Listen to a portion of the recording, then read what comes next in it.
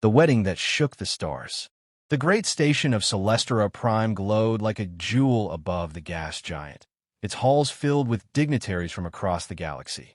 Ships of every design and ancestry clustered around its docking rings, spined battle cruisers from the Krith Dominion, crystalline barges of the Thal, the solemn carriers of the Vale, and for the first time in history, the proud vessels of Earth.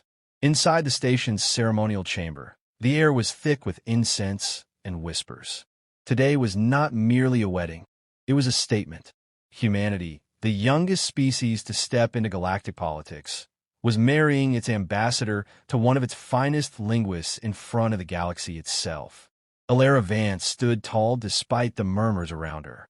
She was no princess of an empire, no scion of wealth. She was human, a race some aliens still dismissed as fragile mammals with short lives and shorter tempers. Yet she walked the aisle with a grace that silenced many. Her gown shimmered in pale silver, woven with fibers that adapted to the light of alien eyes. The human guests called her radiant.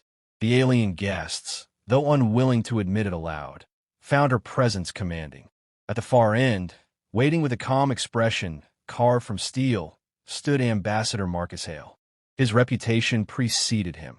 The most cunning negotiator Earth had ever produced, a man whose words had ended wars and whose treaties had toppled dynasties. But here, he was not the diplomat. He was simply the groom. When Alara reached him, their hands joined without hesitation. The officiant, a neutral arbiter from the council, began the rites. For a time, all was solemn. And then he arrived. The doors at the back opened, and the crowd rippled in unease. King Zorith the Triune, ruler of the Silithian Empire, strode in without invitation. His armor gleamed, inlaid with gold and black, his 3 eyes glittering with disdain. The murmurs grew louder. The king had been invited, yes, but not expected, and certainly not welcomed. He moved closer, each step echoing in the chamber. When he reached the front, he did not bow, nor even acknowledge the officiant. His gaze fixed on Alara. "So this is the human bride?" Zorith sneered, his voice carrying without aid. "The frail little creature for whom this entire charade is arranged. How quaint." The crowd tensed. Some diplomats looked away. Others leaned forward, hungry for spectacle. Alara lifted her chin. "I am no creature, your majesty. I am Alara of Earth, and you stand as a guest at my wedding." Gasps rippled through the chamber. Few dared address the king so directly. Zorith's 3 lips curled into a snarl. With a sudden motion, his massive hand shot out and struck Alara across the face. The sound cracked through the silence like a weapon's discharge. Alara staggered, but did not fall. Her cheek burned red, her eyes watering, but she held her ground. The hall froze. The officiant faltered mid-sentence. Delegates shifted uneasily, some horrified, others too afraid to move. Even the alien guards did not intervene. Only one man moved. Marcus stepped forward, his expression unreadable. He did not reach for a weapon. He did not shout. He simply placed a steadying hand on Alara's shoulder, his thumb brushing her knuckles, as if to remind her she was not alone. Then he turned his gaze upon the king. The air seemed to tighten. Those who knew Marcus from reputation whispered among themselves, voices trembling. He spoke slowly, his words carrying with a weight that seemed heavier than Zorith's blow. "You've just struck my wife." No outburst, no threat, only a statement of fact, yet one that chilled the chamber more than any scream could have. Zorith laughed, dismissive. "She is human. She should be grateful I even acknowledge her existence." But the king did not see the flicker in Marcus's eyes, the faint curl at the edge of his mouth. Others did, and they shivered, for they remembered stories of treaties Marcus had brokered that destroyed entire economies, of rivals who had left negotiations in tears, of leaders who had signed pacts they later realized were traps. Whispers raced across the chamber like wildfire. "He is the diplomat, the ruthless one, the knife behind the smile." Marcus did not speak again. He did not need to. His silence was a promise, one more terrifying than any vow of vengeance. Alara drew herself up beside him, her hand tightening around his. Together they faced the king, who still smirked in arrogance, unaware of the storm he had unleashed. For in that single strike, Zorith had done more than insult a bride. He had declared war on humanity's pride. And worse, he had given Marcus Hale reason to respond. The ceremony did not continue. The chamber dissolved into whispers, tension, and hurried exits. But in every corner of Celestra Prime, one thought echoed through the minds of alien dignitaries. The galaxy would not be the same after this day. The most ruthless diplomat. The chamber emptied slowly, heavy with unease. Dignitaries whispered as they left, their expressions caught between fear and fascination. Few dared look Marcus Hale in the eye. The king's slap had been shocking, yes, but it was the groom's calm response that lingered like a shadow. Back in the private quarters assigned to the human delegation, Alara sat before a mirror, touching the faint mark on her cheek. Her hands trembled, though she willed them still. "I'm fine," she whispered when Marcus entered. Marcus stood behind her, his reflection tall and sharp in the glass. His jaw was set, but his voice was measured. "It's not about fine. He struck you before the galaxy. That isn't an insult. That's an act of war." Alara turned in her seat. "Then fight him. Challenge him, call him out. That's what he expects." "No." Marcus crouched beside her, eyes level with hers. "Zorith thrives on brute contests. If I draw a blade, he wins, even if I kill him. No, he will lose on my field." Her lips curved despite her worry. "Words sharper than any sword," Marcus replied, rising to his full height. By dawn, the rumors had reached every corner of Celestra. Delegates speculated wildly. Would Earth retaliate militarily? Would the humans flee, tail between their legs? Or worse, would Marcus Hale make a move? They didn't have to wait long.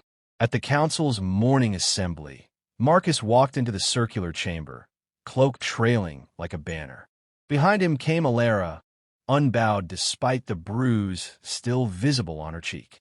Their entrance silenced the hall. Marcus's voice carried across the chamber, low but steady. "By the strike against my wife, the king of the Silithian Empire has committed an offense not merely against humanity, but against the sanctity of diplomacy itself." Gasps echoed.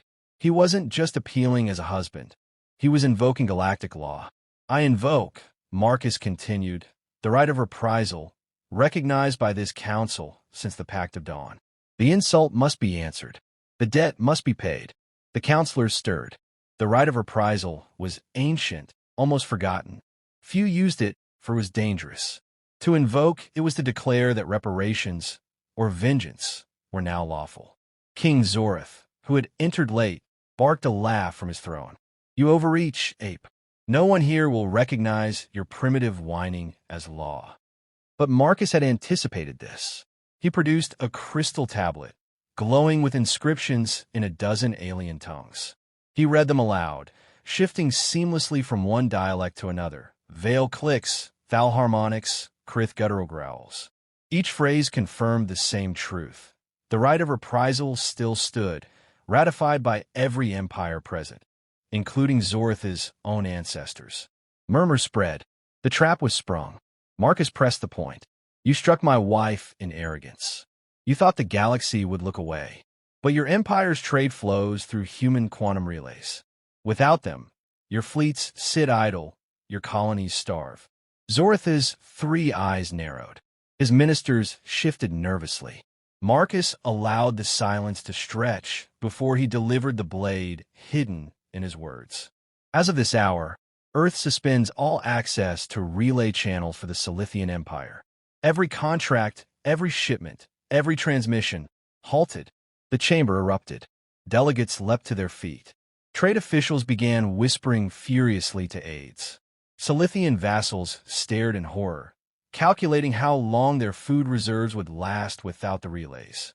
Alara, standing quietly beside her husband, saw what many did not. Marcus wasn't improvising. He had prepared for this moment. Every clause, every loophole, every alliance waiting to be nudged. It was not rage that guided him. It was precision. Zorith rose, fury shaking his massive frame. "You dare? You dare threaten the Silithian throne with words." Marcus met his glare without flinching. I don't threaten, your majesty. I calculate. And you today are bankrupt. The words fell like a hammer. Several delegates stifled nervous laughter. Others exchanged glances of disbelief. The king's fists clenched, claws digging into the armrests of his throne. Then hear me well, human. You have made yourself my enemy. You and your world. The Silithian Empire does not bow to merchants or their machines. We will answer with fire. A hush fell again. War. The word hung unspoken, but heavy. And then Marcus smiled. Just slightly. Enough for those watching to feel the chill. Good, he said softly, as though savoring it. You'll play my game. That night, as fleets stirred in Silithian space, the galaxy shifted on its axis. One blow, one invocation of an ancient law, had lit the fuse of conflict. Yet those who knew Marcus Hale whispered in private. This would not be a war of ships and weapons. This would be something far worse. The war of the most ruthless diplomat alive. Words sharper than war.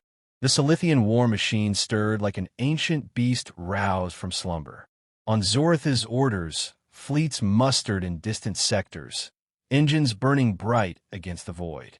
But even as ships armed themselves, something subtler spread faster than any fleet. Marcus Hale's words. Within hours of the council session, whole recordings of the strike circulated through the trade networks. Not just Zorith's hand meeting Alara's cheek, but her unflinching composure and Marcus's chilling response. You've just struck my wife. Every culture interpreted it differently, but the core was universal. Humiliation, witnessed by billions. In the markets of the Thal, merchants hissed disapproval. Among the Vale, who held ritual respect as sacred, whispers began of Zorith's unfitness. Even in the king's own empire, vassal governors traded worried glances. Zorith's enemies did not need encouragement. Marcus gave it anyway. In a private chamber aboard Celestra, Marcus sat before a holomap, Alara at his side. Colored lines traced supply routes, contracts, and ancient treaties. With a flick of his fingers, he highlighted points of weakness. Zorith's empire looked less like a fortress and more like a web of obligations ready to snap. Alara, Marcus murmured, how do the Vale interpret a public slap? She thought for a moment. Among the Vale, to strike in public is a curse. They believe it pollutes honor. A leader who does it is unclean until purification. Marcus's lips curved. Perfect. Draft a message to the Vale Chancellor. Remind him that by law, if he continues alliance with Zorith, his people inherit the stain. Her eyes flickered with admiration. You're turning their own customs against them. I'm showing them the truth. Marcus corrected softly. Zorith handed me the blade. I'm just twisting it. The first domino fell 3 days later. The Vale announced they would suspend military support to the Silithian Empire pending purification of dishonor. The declaration was polite, almost ceremonial, but its meaning was clear. They would not bleed for Zorith. Others followed.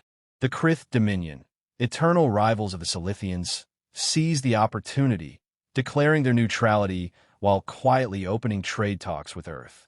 Independent systems, once terrified of Zorith, began sending cautious envoys to Marcus, probing the terms of alliance. All of it without a shot fired. Zorith fumed. In desperation, he summoned a public summit, daring Marcus to face him directly. If you are as bold as you claim, the king thundered, stand before me. Defend your insults with your own tongue. Marcus accepted without hesitation. The summit was broadcast live across half the galaxy. A stage of obsidian stone, banners of countless species, and in the center, 2 podiums. On one side, Zorith, armored, towering, his presence meant to intimidate. On the other, Marcus Hale, no armor, no weapon but his voice. Alara stood behind him, silent support. From the first exchange, Marcus attacked, not with insults, but with precision. You call humanity weak, he said evenly. Yet it is your empire that cannot move grain without human relays. You struck my wife to prove dominance, but it is your colonies now starving, not mine. Zorith roared, slamming a clawed fist on the podium. Lies! Marcus gestured, and a dozen holoscreens lit up around the chamber. Leaked Silithian reports of food shortages, intercepted communiques of vassals begging for relief. The evidence spoke louder than fury. He pressed further. You demand respect, yet you cannot master your temper before the eyes of the galaxy. You claim to rule through honor, yet your own allies flee at the sight of your dishonor. Tell us, King, what are you ruler of now, except your own rage? The chamber trembled with gasps. Delegates whispered furiously. For a moment, Zorith seemed ready to strike again, but this time against Marcus himself. Instead, he spat words like venom. You twist truth. You corrupt law. You're no diplomat. You are a deceiver. Marcus leaned forward, voice low but sharp enough to cut steel. I'm what you made me when you raise your hand against her. Remember that when you count the ashes of your empire. The turning point came not from Marcus's words, but from the defections they inspired. Before the summit ended, 3 of Zorith's vassal worlds declared neutrality, breaking centuries of fealty. Others demanded renegotiation of tribute. In the eyes of the galaxy, the king had not faced a human. He had faced inevitability and lost. The summit concluded in chaos. Some delegates fled, fearing Zorith's wrath. Others lingered, hungry for Marcus's favor. The king stormed from the stage, his reputation bleeding faster than his empire's coffers.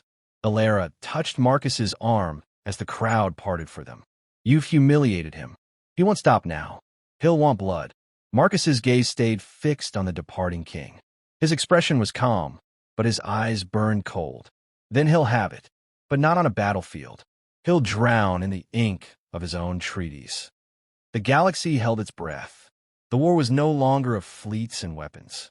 It was of words, law, and honor. And Marcus Hale had already proven he wielded them with more ruthlessness than any blade. The ruthless victory. The Silithian Empire reeled. Supply lines collapsed under Earth's embargo. Vassal worlds defected one by one, unwilling to bind themselves to a king tainted by dishonor. Yet still Zorith raged, his fleets prowling the borders, desperate for an excuse to unleash fire. At last, the king demanded a final confrontation, not in secret chambers or through emissaries, before the Galactic Council itself. He would prove his dominance or fall trying. The council convened in the Grand Forum, a cavernous hall carved into a moon of polished obsidian. Delegates filled the tiered seats, banners of 100 civilizations draping the walls. At the center stood a raised platform with 2 stations. One for King Zorith, armored and furious. The other for Marcus Hale, unarmored, unarmed, standing with Alara at his side. The presiding arbiter's voice echoed. By ancient law, the sovereigns may resolve their dispute in the duel of sovereignty, combat or contest, chosen by mutual consent. Zorith sneered. Combat. I will crush the ape with my own hands. Marcus's voice was calm, almost mild. No, the law does not say combat. It says duel, and a duel can be fought with blades or with terms. Confusion swept the chamber. Counselors shifted, exchanging glances. Zorith barked laughter. You would duel me with words? Do you think I fear your tongue? Marcus raised a crystal tablet, its surface glowing with script. Not words. Law. This document is my blade. A treaty crafted under council precedent, ratified by those present. If you sign, you bind yourself to it. If you refuse, the council will see a king who spurns peace. Either way, you lose. He handed the tablet to the arbiter. The treaty unfolded in holographic lines, visible to all. Clauses, subclauses, obligations meticulously woven. At first glance, it looked like peace, guarantees of trade, promises of mutual respect. But buried in the language were snares. Vassals liberated by redefinition, tribute debts doubled by retroactive accounting, supply chains rerouted under Earth's authority. The murmurs grew. Some delegates smiled behind their hands. Others simply stared at Marcus with a mixture of awe and dread. Zorith read, his 3 eyes narrowing. His claws tapped the surface hard enough to leave scratches. This is slavery. You buy my empire hand and foot. Marcus's tone was cold iron. No, I bind a tyrant to the laws he swore to uphold. You struck my wife and thought it nothing. Today, the cost is everything. Gasps filled the hall. Alara laid a steady hand on Marcus's arm, grounding him, but her eyes shone with pride. Zorith roared, "Never! I will not sign this mockery." Marcus did not flinch. "Then you refuse the duel of sovereignty, which means you admit defeat before the galaxy." The arbiter's voice cut through the uproar. "The human is correct. Refusal is surrender.